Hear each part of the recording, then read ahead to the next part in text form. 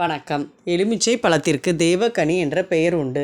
இதனை தெய்வங்களுக்கு உகந்த தெய்வக்கனி என்றும் கூறலாம். எலுமிச்சை பழத்திற்கு உயிர் இருப்பதாக வேத சாஸ்திரங்கள் கூறுகின்றன. அத்துடன் எலுமிச்சை பழத்திற்கு மந்திரங்களை கிரகிக்கும் சக்தி உண்டு. அதனால்தான் இது தெய்வக்கனியாக சொல்லப்படுகிறது.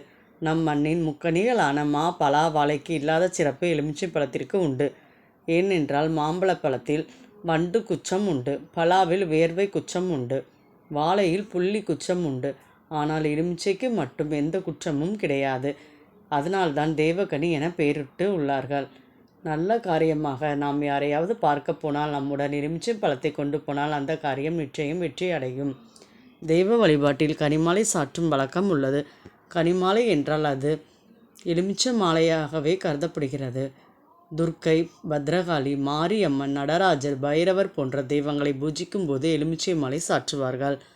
அம்மனுக்கு கனிமாலை அணிவித்து வழிபட்டால் நீண்ட நாள் தடைப்பட்ட காரியங்கள் கைகூடும் என்பது நம்பிக்கை.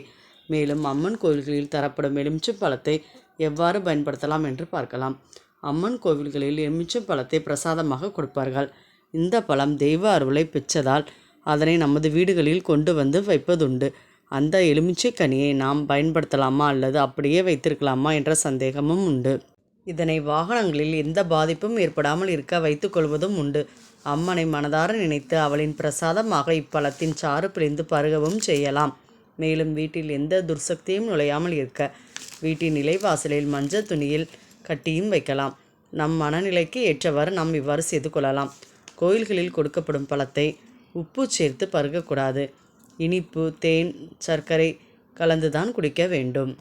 நன்றி. ஆன்மீகம் சார்ந்த தகவல்கள் தெரிந்து கொள்ள நமது சேனலை சப்ஸ்கிரைப் செய்து கொள்ளுங்கள்.